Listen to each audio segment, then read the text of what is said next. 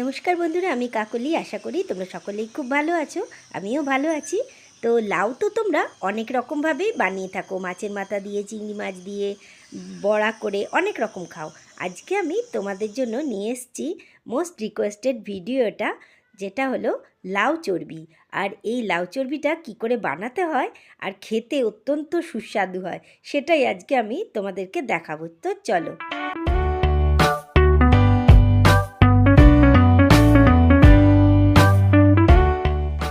লাউয়ের তো অনেক রকম রেসিপি খেয়েছো।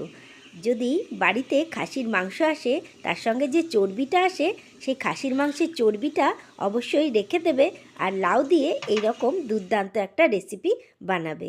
তো চলো, লাউ কেটে নিয়েছি, আলু কেটে নিয়েছি, আর এই দেখো রয়েছে সঙ্গে চর্বি, আর এই যে পেঁয়াজ কেটে নিয়েছি একটা, আর এটা চর্বিটা, আর মশলা নিয়েছি এখানে রসুন, আদা, পেঁয়াজ, কাঁচা লঙ্কা, শুকনো লঙ্কা সব মিশিয়ে আমি এটাকে বেটে নেব। দেখেছো, রসুন, কাঁচা লঙ্কা সব কিছু আছে, এই একসঙ্গে এটা বেটে নেব। কাঁচা লঙ্কা, শুকনো লঙ্কা দু রকমই দেবে, আর গোলমরিচও দিতে পারো। তো এটাকে এবার আমি ভালো করে একটা পেস্ট তৈরি করে নেব। তো চলো পেস্টটা বানিয়ে নিই। আর এবার দেখো, গ্যাসে ততক্ষণ একটা কড়াই বসিয়ে দিয়েছি, একটু দারচিনি ফোড়ন দিলাম, একটু লং ফোড়ন দিলাম, আর একটা তেজপাতা আর গোটা জিরে, এটাই আমি ফোড়নে দিলাম। তো ফোড়নে দেওয়ার পর যখন চটপট করে ফুটে উঠলো, তখন আমি এর মধ্যে দিয়ে দিচ্ছি সেই বেটে রাখা মশলাটা। তোমরা দেখে বুঝতে পারছো আমি যেটা বাটলাম, আদা, পেঁয়াজ, রসুন, কাঁচা লঙ্কা, শুকনো লঙ্কা সব কিছু, এটা দিয়ে এবার একটু আমাকে এটা ভালো করে নাড়তে হবে। তো বন্ধুরা, তোমরা কি কোথা থেকে ভিডিওটা দেখছো অবশ্যই কমেন্ট করে জানিও। যদি আমার এই রেসিপিটা ভালো লাগে, অবশ্যই ভিডিওটা দেখে একটা লাইক করে দিও, আর আমার পাশে থাকার জন্য আমার চ্যানেলটা সাবস্ক্রাইব করে দিও। এবার আমি দেখো মশলাটা একটু নেড়ে নেবার পর দিয়ে দিলাম জিরে গুঁড়ো, তারপরে দিয়ে দিলাম ধনে গুঁড়ো, এগুলো সবই 1 চামচ করে দিয়ে দিলাম, আর দিয়ে দিচ্ছি 1 চামচ মতন হলুদ গুঁড়ো। তো সব কিছু দিয়ে এবার এটাকে তোমাকে কষতে হবে। তো তার জন্য দেখো, আমি যেহেতু শুকনো মশলা দিয়েছি, আর একটু আমি এখানে কাশ্মীরি লঙ্কাও ব্যবহার করলাম, তোমরা করতেও পারো নাও করতে পারো, তো কালারটা ভালো আসবে। তো যেহেতু শুকনো গুঁড়ো মশলা দিয়েছি, আমি মিক্সির বাটি ধোয়া জলটা দিয়ে দিলাম, দিয়ে এবার খুব ভালো করে নাড়বো আর কষবো।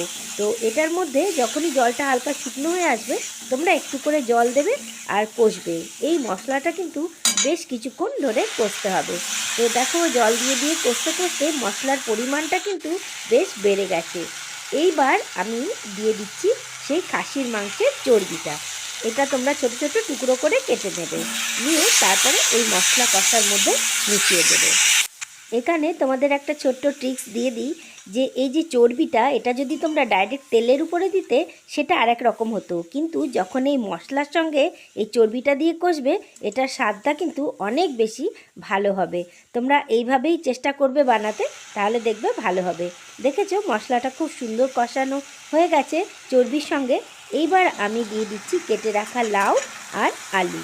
তো তোমরা লাউটা বড় বড়ও কাটতে পারো, ছোটও কাটতে পারো, যে যেরকম পারো কেটে নিতে পারো। লাউটা একটু টাটকা আর কচি হলে বেশি ভালো হয়। তো লাউ চর্বির রেসিপি তোমরা অনেকেই আমার কাছে জানতে চেয়েছিলে, সেই কারণেই আজকে আমি তোমাদেরকে এই রেসিপিটা করে দেখাচ্ছি। তো বন্ধুরা, তোমরা কেউ কি আগে এটা খেয়েছো? যে খেয়েছো সে জানাবে, আর যে না না খেয়েছো সে অবশ্যই এইভাবে বাড়িতে একবার বানিয়ে খেয়ে দেখবে, খেতে কিন্তু দারুণ হয়। আমি কথা দিচ্ছি তোমাদের ভালো লাগবে। তো চলো, যদি ভালো লেগে থাকে তাহলে বন্ধু বান্ধব, আত্মীয় স্বজন সকলের সঙ্গে ভিডিওটা কিন্তু একটু শেয়ার করে দিও, যাতে সবাই ভিডিওটা দেখে একটু রেসিপিটা বানাতে পারে। তো বাড়িতে তো খাসির মাংস আসেই, আর চর্বিও থাকে, তো চর্বি দিয়ে এই রেসিপিটা বানিয়ে নেবে। যাই হোক, আমি লাউয়ের সঙ্গে মশলা কষে থালাটা একটু ঢাকা দিয়ে রেখে দিয়েছিলাম, যাতে লাউটা একটু নরম হয়। খেয়াল করেছো, আমি কিন্তু এতক্ষণ একদম নুন দিইনি, নুনটা এইবার দেব। এই দেখো, আমি এখানে বড় 1 চামচ নুন দিয়ে দিলাম। তোমাদের যে পরিমাণ লাউ থাকবে সেই বুঝে কিন্তু নুনটা ব্যবহার করবে। আমি এই সময় কিন্তু নুনটা দিলাম, আগে নুন দিলে লাউয়ের থেকে আগেই একটা জল বেরিয়ে যায়, সেই কারণে মশলা দিয়ে কিছুক্ষণ কষানোর পর তারপরেই কিন্তু আমি লাউয়ের মধ্যে নুনটা দিলাম। এই ছোট ছোট টিপসগুলো তোমরা অবশ্যই ফলো করবে, তাহলে কিন্তু রান্নাটা দারুণ হবে। লাউটা দেখো কষতে কষতে খুব সুন্দরভাবে জল বেরিয়ে আসছে, আর লাউয়ে চর্বি দেওয়ার কারণে দেখো কালারটাও খুবই সুন্দর আসছে। এবার আমি এটাকে একটু ঢেকে দেবো। এবার লাউটা যেরকম আছে তোমাদের, আমি এখানে 10 মিনিট মতন ঢাকা দিয়ে রেখেছিলাম। তারপরে দেখো লাউ থেকে কত সুন্দর জল বেরিয়েছে আর একটা কত দারুণ কালারও এসেছে।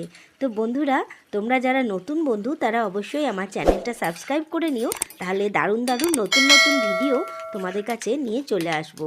আর যারা পুরনো বন্ধু, তোমরা এতক্ষণ ধরে আমার সঙ্গে আছো, সাপোর্ট করে যাচ্ছ, তার জন্য তোমাদেরকে অসংখ্য ধন্যবাদ। নতুন বন্ধুরাও আমাকে এইভাবে সাপোর্ট করতে থাকো, তাহলে আমি একটু একটু করে ধীরে ধীরে এগিয়ে যেতে পারবো। তো আমার রান্না তো হয়ে গেছে, এবার চলো আমি একটা বাটিতে ঢেলে নিই।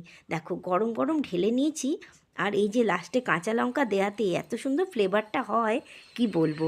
আজকে রেসিপিটা নিশ্চয়ই তোমাদের ভালো লেগেছে, আর যারা রিকোয়েস্ট করেছিল তাদের জন্য এই রেসিপিটা আজকের লাউ চর্বি।